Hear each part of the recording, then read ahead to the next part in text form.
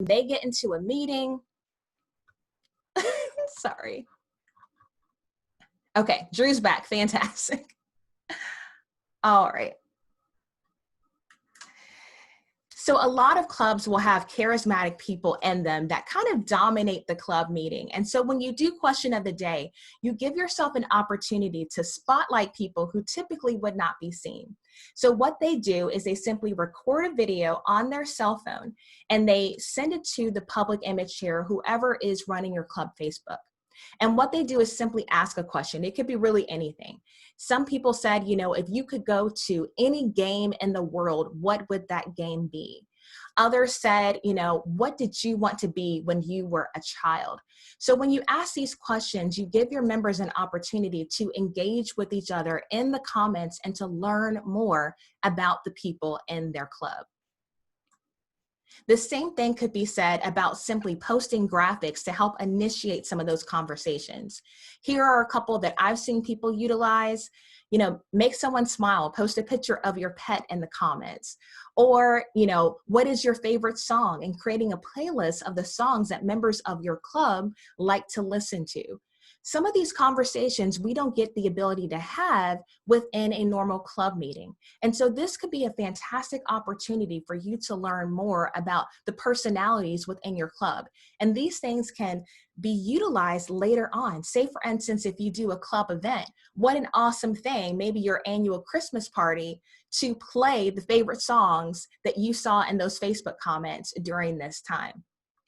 So this is a great way, again, to get your club communicating using your club Facebook page. I love doing club takeout orders because this is a fantastic way for you to mobilize all the people in your club and actually do something together, even if you are physically distanced. Now, in our community, I did see something implemented, and I kind of want to talk you through what they did. We actually had the Downtown Lynchburg Association create an outdoor seating area that was 6 feet apart, if you will. So they had all these little tables that they cleaned on a regular basis so that people would have the opportunity in the downtown area to eat outside. And so having a Rotary Club sponsor something like that, partner with the local restaurant and say, hey, previously you guys didn't have outdoor seating. Can we help provide that to you guys? Or having your club get together and just one particular night, you support one restaurant and then share what you ordered on Facebook. You know, actually investing in your local community in that way speaks volumes. And think about that restaurant owner. If they receive all those orders from you, now they think of Rotary in a positive light and say, wow, Rotary helped me in a very tangible way during a very difficult time. So something as simple as just ordering takeout from the same place on the same night could be a service project opportunity. Your club could donate to a local soup kitchen or a local food bank. Now, if you do that, make sure that you reach out to the organization prior to making that donation. And the reason why I say that is most food banks, most soup kitchens or organizations fighting hunger have been depleted in a way that they never had before. And so maybe what they need is not just canned goods, maybe they literally need protein, they need meat. And so in this example, this post was posted on Lynchburg Daily Bread's Facebook page. And so what they did is they specifically asked for people to donate ground beef, chicken, barbecue, meatballs, anything, because they were burning through 500 pounds of meat weekly. And so by them posting something very specific, people were able to step up in a way that was very specific to them. Local farmers, cattle farmers were able to donate in a way that maybe they wouldn't have thought of before. What you'll also see with organizations that fight hunger is sometimes they get better rates on the food. So instead of you going to the grocery store to buy these items, it would be better for you to donate money and have them buy the food on your behalf. So make sure you have a conversation before you just go out and donate to them. I loved this idea because people who live in retirement homes have really been distanced from their families right now. And so if you could maybe adopt a retirement home and send them letters or send them gifts of encouragement. These are some examples of things people did for Easter, but you could easily do that for Mother's Day, Father's Day, or Christmas, or different things coming up. If you can send them letters of encouragement, it's a great way for them to feel Rotary service without physically interacting with you. And you don't have to know who these people are. Just anything positive is a great way for you to care for them. You can salute your local healthcare workers. And I think this is something that will continue to be a helpful thing to do. But see if there is a way to connect how you salute your local healthcare workers with what your club does on a regular basis. So say, for instance, the Rotary Club of Forest, every year they do a field of honor. So for them to create a small field of honor to celebrate the healthcare workers gave them a time to not only talk about how much they care for the healthcare professionals, but to also talk about what they're going to be doing in the future. So if there's a way to connect that for you to bridge the gap, it's going to be super helpful for you. Now, we talked about what are some ways that we can overcome these Zoom calls and overcome being physically distanced. And a great way for you to do that is for you to visit members on their birthday. Every single person has a birthday. And I personally turned 30 during the pandemic. And I couldn't see my family. I couldn't go to a restaurant to celebrate. My gift to myself was to go to the Rotary convention in Hawaii. And we all know that that had to be canceled. And so receiving gifts from members in my club on my doorstep meant the world to me. I've seen people do drive-bys for birthdays. You get a bunch of club members together and literally go to a person's house in a birthday parade and wish them happy birthday. I love this gift basket in the middle. This is technically supposed to be a 21-year-old's birthday gift, but we all know at Rotary functions, we tend to have alcohol at some point. So how hysterical could it be to give somebody a 6-pack of their favorite beer on their birthday? I've also seen people do birthday kits where you give them the tools to actually celebrate their birthday in their home. Balloons, confetti, things of that sort. And so you can really reach out to your existing membership simply by letting them know you remember them, you care for them. And that can take many different shapes and forms, but this is a very simple way to make sure that people feel seen and heard. I love this example. In this community, what happened is there were really ugly masking tape lines put into the supermarket to remind people to social distance. And what they did is they actually utilized their vocation to print these stickers instead, and they branded them for their Rotary Club, saying sponsored by their club. And so now they have beautified their community, they've remained socially distant, but they've also put up something in their community that's going to be there for quite a while. And so if you can do a project like this, not only is it a service to your community, but it's also a great public image opportunity. You can make and donate fabric masks. And so again, I was on a town hall for my district this morning, and we talked about, clubs being hybrid clubs. You may have a meeting in person, but you may still stream it maybe on Facebook for those who feel uncomfortable coming. But also, wouldn't it be great if people did show up to the meetings if you had masks available to them, if they forgot it in their car or they didn't have one on them? So make sure that you can also have those things available to make people feel more comfortable. But we're going to continue to need to have masks in our community. People, again, have had their PPE depleted. And so maybe members of your club who are knitters or quilters could make these masks and donate them on behalf of Rotary. The picture that I have on the left-hand side is a woman in my community who actually made masks by hand at first, and then someone donated a sewing machine so she could make even more. And I think at this point, she's made over 600 masks by herself. This woman is a fantastic candidate for Rotary. This is a woman who's putting service above self and maybe has never heard of Rotary. So if you see these posts on social media, these are people that you should send a message to and let them know there are groups of people who are doing projects like this all year round. Would you like to come to a meeting? Would you like to get more involved? So look for those images, because you're going to see a lot of them of people who are using their skills as a way to give back. And that's a great way for you to recruit some members during this time as well. Now, before the pandemic happened, and it's kind of crazy looking back, I came up with this idea that I wanted to wear head to toe purple. And as I traveled speaking for different Rotary districts and Rotary Pets events, I would talk about my passion for Polio Plus, because my two things that I love are disease prevention and fighting hunger. Now, I was not able to go to many of the conferences because of the pandemic, but I did make it to a couple. But what I realized is that even though these conferences were canceled, it opened up that opportunity for me to change the attention from polio to fighting COVID-19 and to remind people about how our network was going to help to fight this disease as well.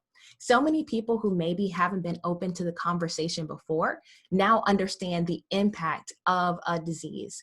And so use this as an opportunity to share about what Rotary has been doing from a healthcare perspective for years.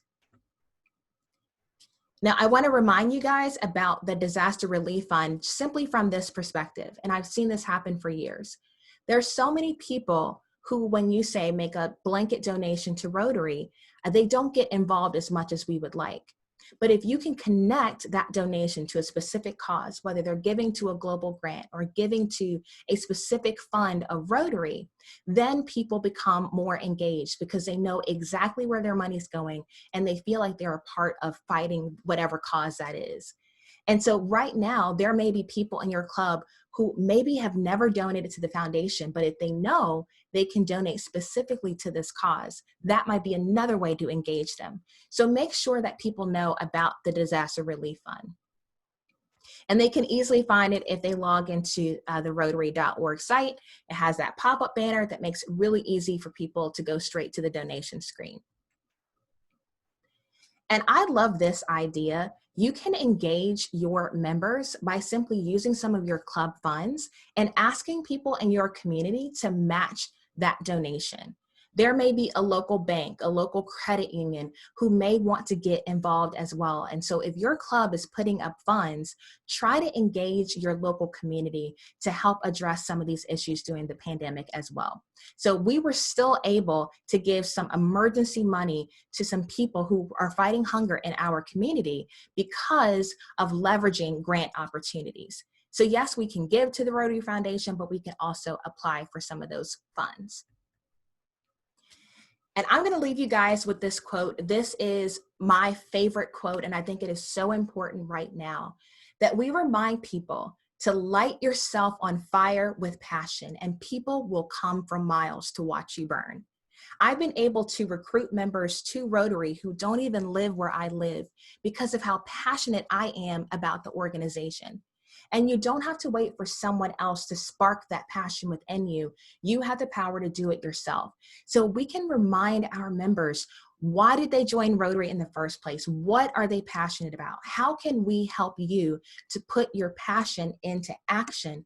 Then we're going to keep people involved. If we remind them of their why, you're going to see them start to attend meetings more, want to initiate service projects. But if we get disconnected from our passion, then it's easy for people to check out. So this is a quote I would encourage you to remind people of as an inspiration during this time. Like, you can do it. Simply light yourself on fire and people will come to see what we're doing. And so what I'm going to do now is I'm going to attempt to stop screen sharing, and I really want to have a conversation about what are some of the ideas you guys have, what are some of the concerns you have, and really have an open dialogue.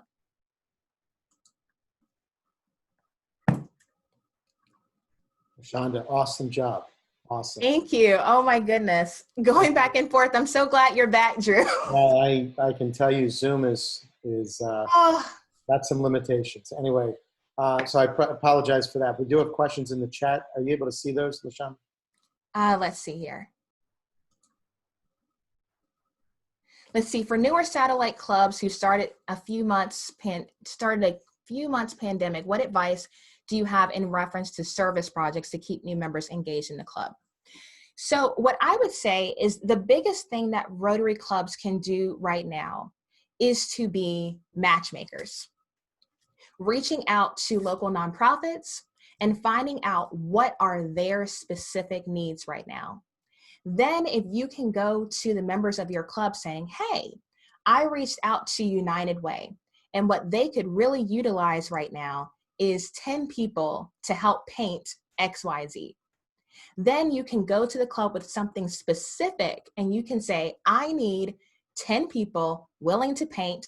Come this day. We're going to make sure that all of the guidelines happen. We'll be outside, but this is a specific need in our community that we can address.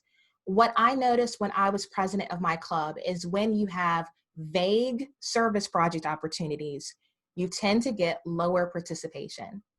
And so if you can be very specific, if you can go directly to people and say, hey, I reached out to the Motherhood Collective, and there are so many newborns being born during the pandemic and their families cannot see them.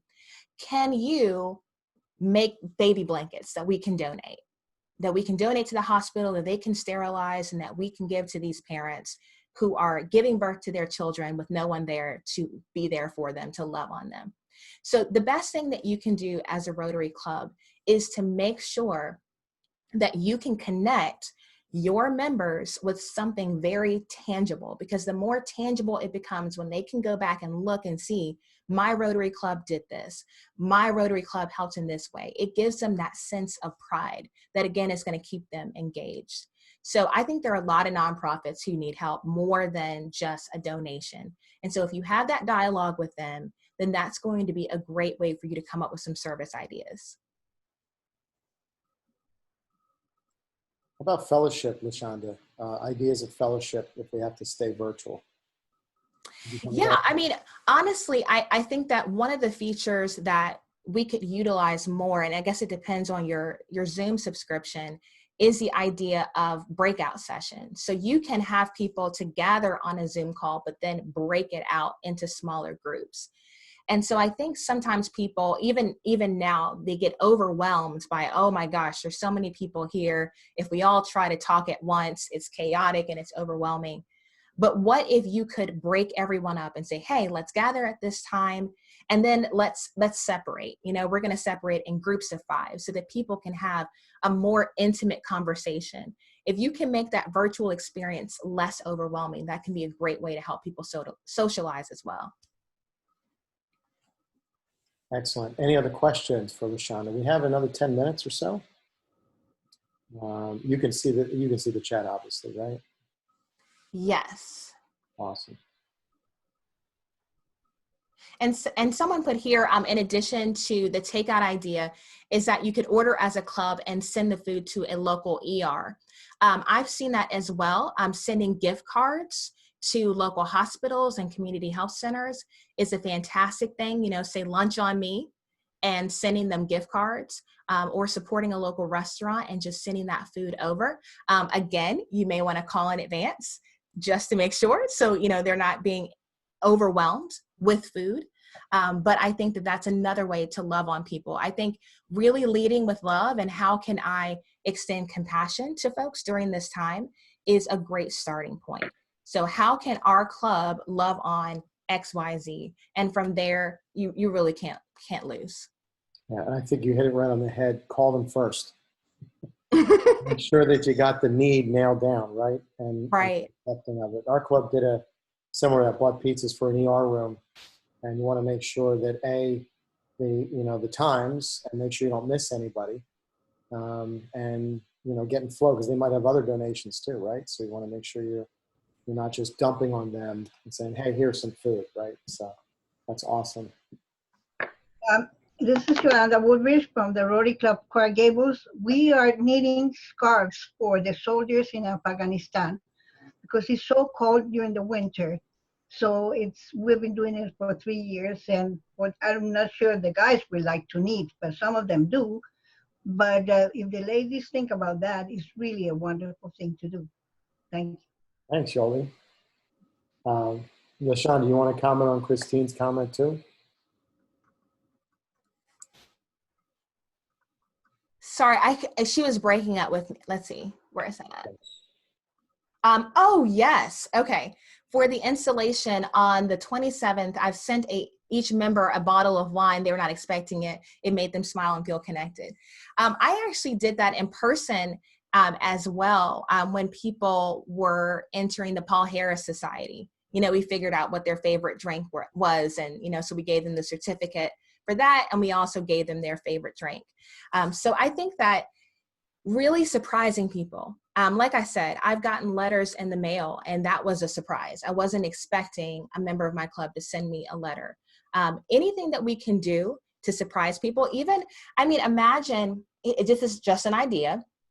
Imagine if your club sponsored door hangers. You know, sometimes you see those from local takeout places where they'll put the menu on the door. What if you just had these door hangers from your club and just put them on the literal house doors of members in your club and just said, hey, your Rotary Club is thinking of you. If we can do anything for you, give us a call. You know, these unexpected acts of kindness are really going to help people to feel that sense of belonging, even if they can't see you in person. So remember, we've got to make sure that we don't put people in a place where their health is at risk. But if we can think of ways to surprise people, my husband for my birthday got me 30 balloons for my birthday from the local grocery store, you know, and it was a small gesture. It was the best that could be done with everything being locked down. But that was just so fun to be like, you know what, if nothing else, I've got 30 balloons, you know. So I've seen Rotary clubs donate radios to retirement homes who didn't even have TVs where they were, so that they could stay connected in that way. So it could be something as small as a bottle of wine. You know, it could be a large thing as well. But if you can surprise people, that's going to be a great way for them to want to stay in Rotary. Excellent. Excellent. And Mary from Brickell has 2 ideas. Mary, if you want to unmute yourself, is that okay, LaShonda, right? Yeah. Can everybody hear me? Can you guys hear me? Yes. Okay. Yes. All right. Sometimes the volume on my computer is a little bit wacky. Yeah, so I am Mary. I'm the president-elect for the Brickell Club, and I have 2 kind of fun ideas to share with you guys. Michelle, your presentation was phenomenal. I love all of your different ideas. I got so many notes. So one idea is we're doing what we call a flash service in our club, which is just like a small volunteer activity.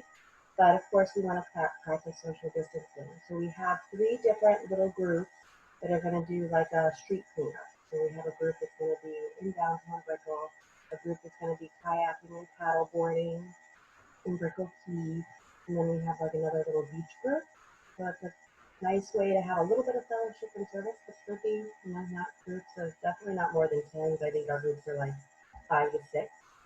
And then I also, and you guys might have catering companies in your group, but I know 2 companies that, especially for those of you guys that are used to having meals together, Brickell is a happy hour club, so we more drink together, but they will allow you to provide the addresses for your members, allow your members to select their meal choice from a menu, and they'll deliver all of the meals between a certain time. I actually did this with my company. We did like a mentoring thing. So we sent all of our little mentors lunch and all of our older mentors lunch. And then they had lunch together over Zoom. And it was a really reasonable expense. I thought it was under $20 per person, and they deliver them, you know, straight to you. So it's kind of a fun play off of that, still having a meal together, but virtual. I can recommend the catering companies, but you may very well know them. So I'm not here to try to promote a business, just to share the idea. No, that's a great idea. And people got to eat. I mean, at the end of the day, we all got to eat.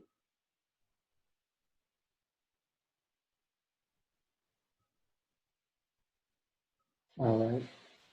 Excellent.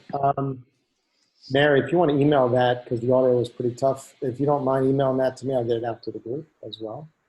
Absolutely, I'd be happy to. Yeah, absolutely. Drew, can I share? Sure. Is that Claudia? Yes. Of course you can share, Claudia. Jeez. Our club decided to meet as a breakfast club, and we started doing it for Mother's Day was one the first Sundays, and then we did it for Memorial Day as well.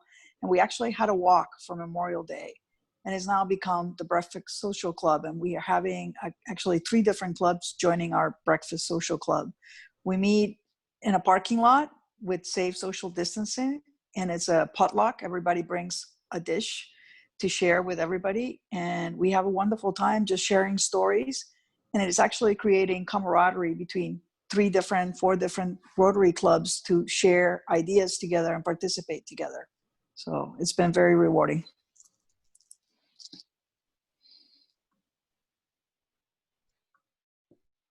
Excellent. LaShonda, are you still there? Okay. Yes. It looked like it froze for a second.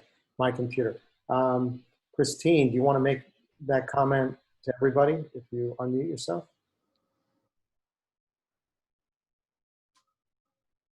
Or I can unmute you. It's Christine from Grand Bahama. Hi, Drew. Hey, what's happening? Go ahead. Sorry, I just had to step away for a minute.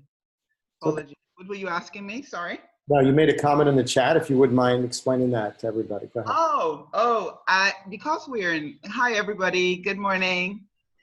I'm the president of Rotary Club of Grand Bahama, the newly formed club, for those of you who don't know it. With encouragements from Drew and a lot of help from Drew, a lot of 12-night talks, 12-night midnight talks. Oh, okay. But I just want to say that I want to just give out a challenge that if all the clubs, all the members in the 699990 club would challenge themselves to make friends with one person in Grand Bahama, and just to make us feel connected. I have Drew and Maria and Sarah and Michael, and many others, because I've traveled to Florida quite a bit, but there are a lot of new members that will not have the opportunity to meet you in person. So if you can just reach out and just make one friend with one club, any club on Grand Bahama, just one person you call a friend in Grand Bahama, and then encourage them and talk to them, especially you seasoned Rotarians might want to advise them and help them and walk them through Rotary so we can connect and keep Rotary wheel turning. So Christina, along those lines, this is an app. I don't know if you guys utilize, but it's called Marco Polo. I don't know if you guys have heard of Marco Polo. No, I haven't. But I love it because I have a dear friend of mine. I met her in Toronto and she lives in Minnesota. So we actually met at a women's conference and became so close because of this app that even after she had to lower the amount of people who could come to her wedding to 30 people, my husband and I still made the guest list. And essentially what Marco Polo does is it essentially allows you to send a walkie-talkie style video message to someone.